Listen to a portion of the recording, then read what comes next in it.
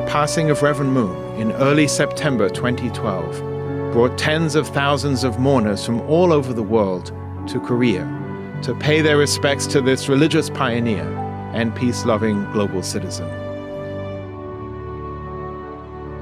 The mourners included former heads of state, prominent religious leaders, and civil and political figures from many countries.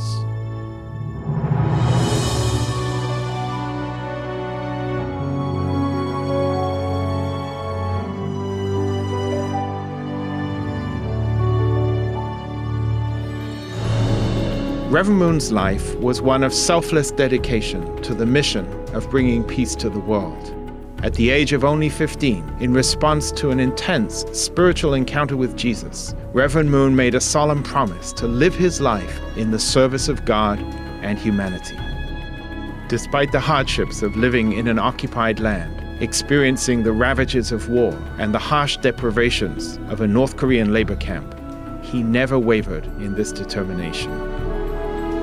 From extremely humble beginnings in a divided and war-torn Korea, he began to build a movement of people who dared to share his vision of a good and peaceful world. After years of intense searching, study, and prayer, he published The Divine Principle, a teaching which has led many to a deeper understanding of Scripture and of God's providence. What has injected a new energy and new life in my ministry is to have come to discover the essence of the divine principle, which contains the spiritual principles that are deeply rooted in the Bible. Known primarily as a religious leader, Reverend Moon worked in many other fields of human life to promote the welfare of all humankind and to champion the sharing of technology. He paid particular attention to the ocean and the fishing industry, developing many enterprises to help alleviate the problem of hunger around the world. Reverend Moon also had a great love for sports and the arts, especially as a means to inspire harmony and strengthen moral character, and founded many organizations such as the Peace Cup for soccer, the Little Angels, and the Universal Ballet. In 1971, he came to America, a nation he understood to play a crucial role in the providence of God. He was especially concerned about the breakdown of the family and the spread of atheistic materialism. And he spoke passionately at venues all over the nation, including a packed Madison Square Garden. And at the Yankee Stadium, despite a ferocious storm just moments before he spoke. And at the Washington Monument in front of an audience of 300,000. 초민족적으로 결성된 미국은 통일 세계의 모형이니 미국의 날이 센 하나님의 축복은 미국만을 위한 축복이 아니라 하나님이 다 같은 자녀로서의 전 세계 형제 자매들에게 나눠 주어야 할 축복인 것을 확실히 알고. He also met with prominent U.S. leaders to remind them of America's true purpose and mission. But some saw the success of his ministry as a threat, and negative campaigns began to emerge, creating misunderstanding about the man and the movement. This culminated in Reverend Moon's imprisonment in 1984 on charges of tax evasion. A broad spectrum of religious and political leaders rallied in support of Reverend Moon, recognizing that this was actually a case of religious persecution. None of us is secure until all of us are secure. Despite this unfair treatment, he continued to invest in America. Concerned about the liberal bias in the nation's capital, he founded the Washington Times in 1982. While many were skeptical, the newspaper soon became known as a champion for freedom, faith, and family values. The American people know the truth, and you, my friends at the Washington Times, have told it to them. Together we rolled up our sleeves and got to work.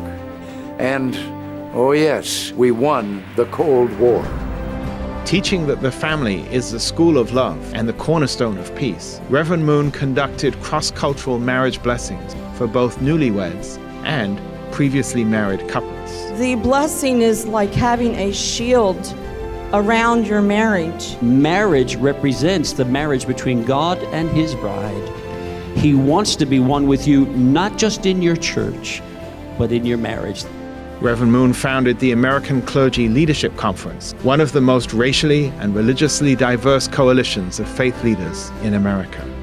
Reverend Moon's mission went far beyond Christianity, and he invested wholeheartedly in interfaith dialogue, bringing Jews, Christians, and Muslims together through the Middle East Peace Initiative. Concerned that the voice of religion should be involved at the highest level of peace building, he initiated the call for an interfaith council to be established at the United Nations. Even well into his 80s, Father Moon, along with Mother Moon and his family, continue to conduct peace tours, visiting nations around the world and embracing all of God's people with his love and teaching. Here's a man that was well aged in 2001, but he preached 50 nights in 50 states, and he preached from anywhere from an hour and a half to 2 hours each night. To the end of his days, Reverend Moon never stopped speaking of God's will for the world. 우리 종교단체가 수많은 단체를 핍박을 받아가면서 이를 지지 않겠다고 받아들이는 선생님들 민주화하는 거 알아? 모라나 개척을 선사시키면 안배가 될 수 있어? Behind every great man is a great woman, and true mother, Dr. Hak Jahan Moon, stood by her husband's side for over 50 years. She is now leading the movement forward as we continue to build on the strong worldwide foundation laid down together with her husband. Mother Moon also embarked on numerous speaking tours of her own.